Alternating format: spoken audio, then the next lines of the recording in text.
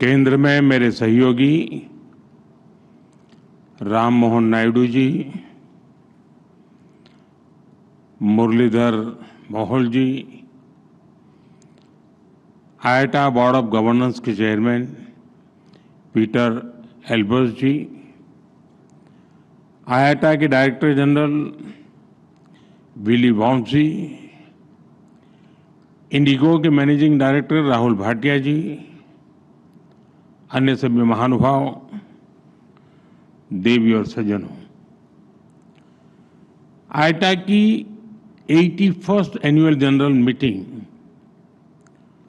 और world air transport summit में मैं आप सब अतिथियों का भारत में स्वागत करता हूं, आपका अभिनंदन करता हूं। ये कार्यक्रम 4 दशक बाद भारत में हो रहा है।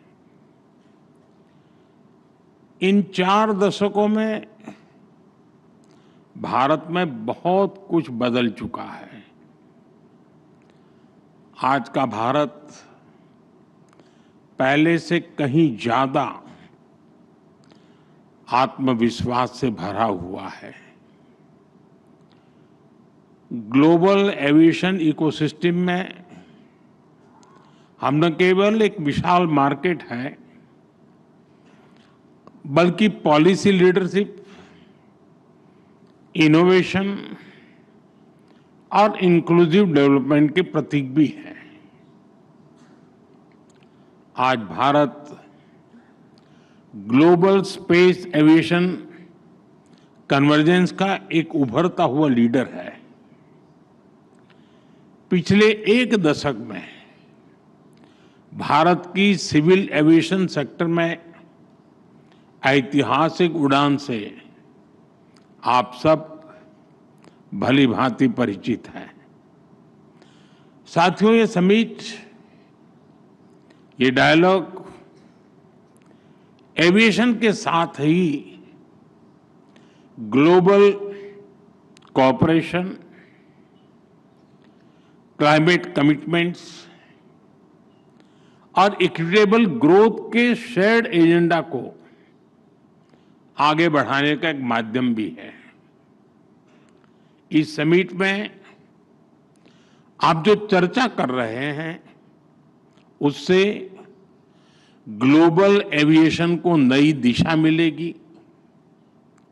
मुझे विश्वास है हम इस सेक्टर की इन्फिनिट पॉसिबिलिटीज को टैप कर पाएंगे, उन्हें और बेहतर ढंग से यूटिलाइज कर पाएंगे।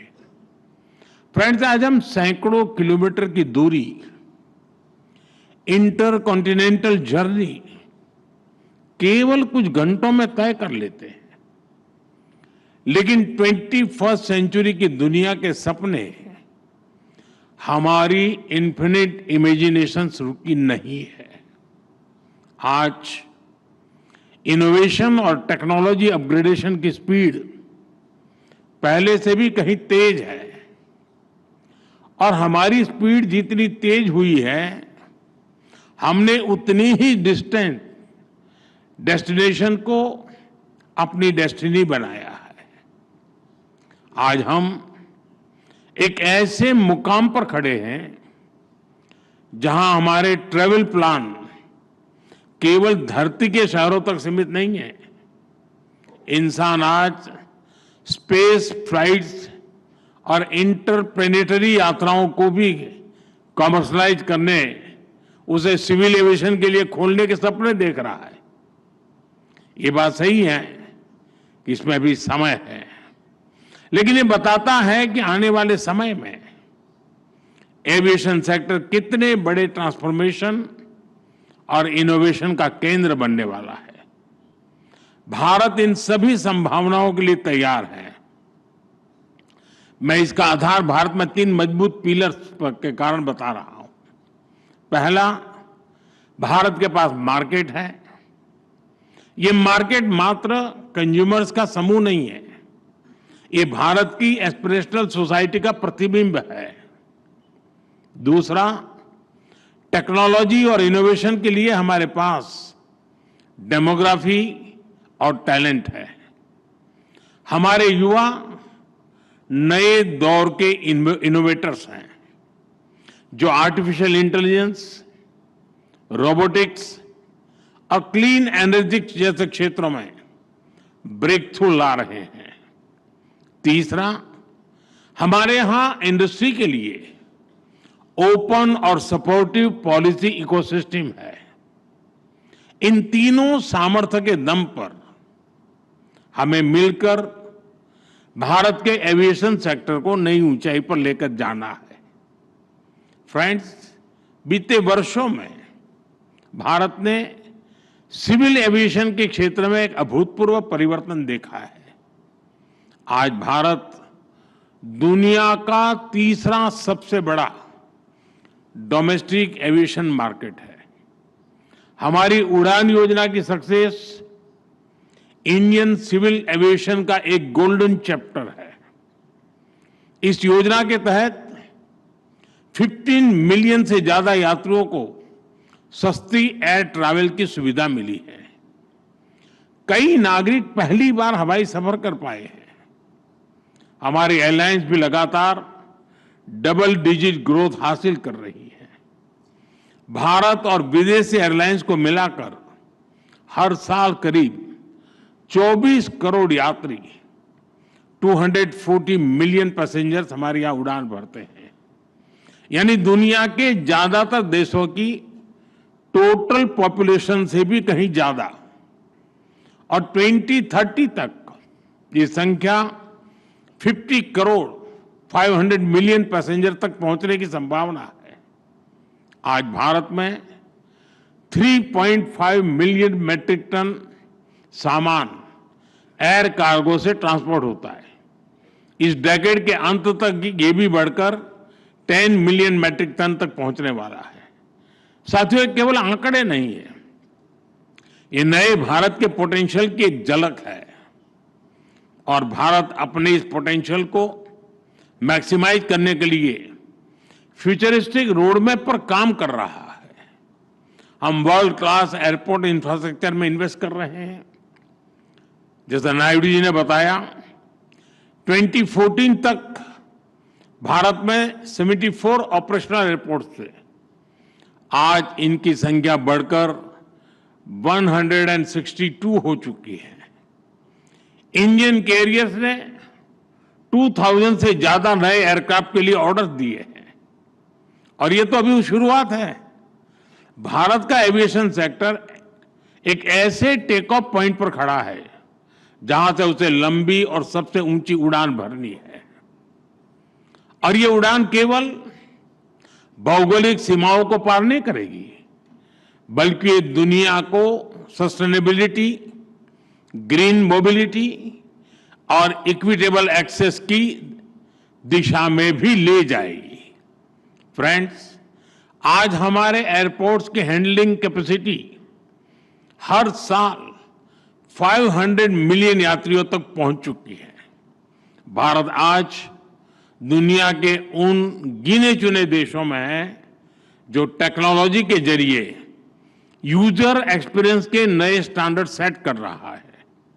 हम सेफ्टी, एफिशिएंसी और सस्टेनेबिलिटी पर भी उतना ही फोकस कर रहे हैं। हम सस्टेनेबल एविएशन फ्यूल्स की ओर बढ़ रहे हैं, ग्रीन टेक्नोलॉजीज में निवेश कर रहे हैं, कार्बन फुटप्रिंट्स घटा रहे हैं। हम प्रोग्रेस और प्लेनेट की सुरक्षा दोनों सुनिश्चित कर रहे हैं। साथियों, ये हमारे जो विदेशी अतिथि हैं, मेरा उनसे आग्रह है कि आप डीजी यात्रा ऐप के बारे में जरूर जानिएगा। डीजी यात्रा ऐप डिजिटल एविएशन का एक उदाहरण है। ये फेशियल वेरिफिकेशन टेक्नोलॉजी के माध्यम से एयरपोर्ट एंट्री से लेकर बोर्डिंग गेट तक सीमलेस यात्रा का कंप्लीट सॉल्यूशन है। कहीं कोई पेपर, डॉक्यूमेंट्स, आईडी दिखाने की जरूरत नहीं। मैं समझता हूं भारत के ये इनोवेशंस इतनी बड़ी पॉपुलेशन को बेहतर सर्विसेज देने के एक एक्सपीरियंस से ये कई देशों के काम आ सकता है। यह सिक्योर, और स्मार्ट सॉल्यूशन का एक ऐसा मॉडल है जो ग्लोबल साउथ के लिए भी प्रेरणा बन सकता है।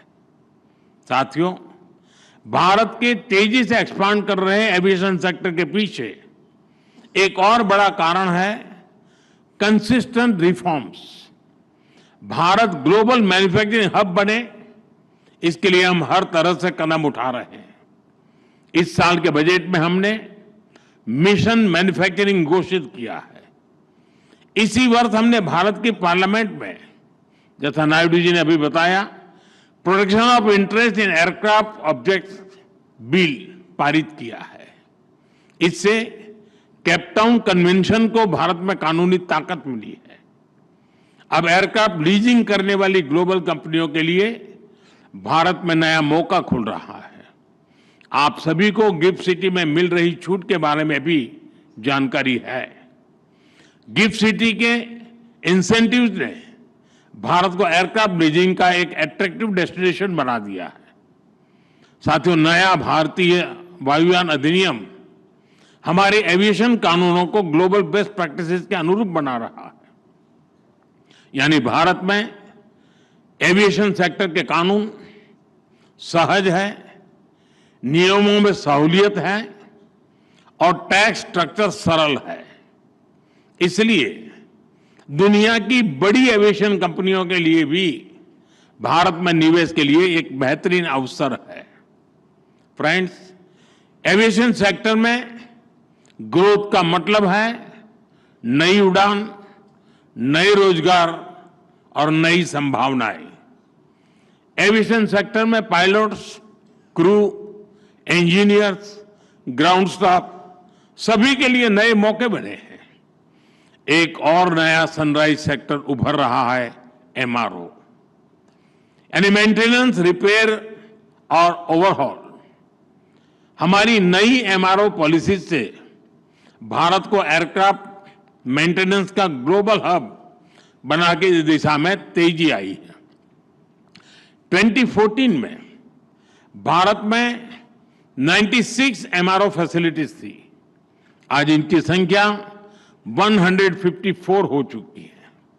100% FDI under automatic rule, GST में कटौती, टैक्स रेशनलाइजेशन, ऐसे कदमों ने एमआरओ सेक्टर को नई ऊर्जा दी है। अब हमारा लक्ष्य है 2030 तक भारत को $4 बिलियन का एमआरओ हब बनाना। साथियों, हम चाहते हैं कि दुनिया भारत को सिर्फ एक एविएशन मार्केट नहीं, बल्कि एक वैल्यू चेन लीडर के रूप में भी देखें। डिजाइन से लेकर डिलीवरी तक Bharat global aviation supply chain का इंटीग्रल हिस्सा बन रहा है। हमारी दिशा सही है, हमारी गति सही है, इसलिए हमें विश्वास है कि हम तेजी से आगे बढ़ते रहेंगे। मेरा आग्रह है, मेक इन इंडिया के साथ सभी एविएशन कंपनियां डिजाइन इंडिया भी करें। साथियों, भारत के एविएशन सेक्टर का एक और मजबूत पक्ष है उसका इंक्लूसिव मॉडल। आज भारत में 15% से अधिक पायलट महिलाएं हैं। ये ग्लोबल एवरेज से 3 टाइम्स ज्यादा है। दुनिया भर में कैबिन क्रू में महिलाओं की औसत भागीदारी लगभग 70% है। हमारे यहां 86% है। भारत के एमआरओ सेक्टर में महिला इंजीनियरों की संख्या भी ग्लोबल एवरेज से आगे बढ़ रही है। साथियों, आज एविएशन सेक्टर का एक और की कंपोनेंट ड्रोन टेक्नोलॉजी है। भारत ड्रोन टेक्नोलॉजी को टेक्नोलॉजिकल एडवांसमेंट के लिए इस्तेमाल कर रहा है। साथ ही हमने इसे फाइनेंशियल और सोशल इंक्लूजन का एक टूल बनाया है। ड्रोन के जरिए हम महिलाओं के सेल्फ हेल्प ग्रुप्स को एम्पावर कर रहे हैं। इससे खेती में, डिलीवरी में, सर्विसेज में महिलाओं की भागीदारी बढ़ी है। साथियों, एविएशन में सुरक्षा को हमने हमेशा टॉप प्रायोरिटी पर रखा है। आईकाओ के ग्लोबल स्टैंडर्ड से भारत ने अपने नियमों को अलाइन किया है। हाल ही में आईकाओ की सेफ्टी ऑडिट ने हमारे प्रयासों को सराहा है। एशिया पैसिफिक मिनिस्ट्रियल कॉन्फ्रेंस में दिल्ली डिक्लेरेशन एडॉप्ट होना भारत के कमिटमेंट का प्रमाण है। भारत हमेशा ओपन स्काईज और ग्लोबल कनेक्टिविटी के समर्थन में खड़ा रहा है। हम शिकागो कन्वेंशन के सिद्धांतों का समर्थन करते हैं। आइए हम मिलकर एक ऐसा फ्यूचर बनाएं जहां हवाई यात्रा सभी के लिए एक्सेसिबल, अफोर्डेबल और सिक्योर हो। मुझे विश्वास है कि आप सभी एविएशन सेक्टर को नई ऊंचाई पर ले जाने के नए समाधान निकालेंगे। मैं आपको अनेक अनेक शुभकामनाएं देता हूं। बहुत बहुत धन्यवाद।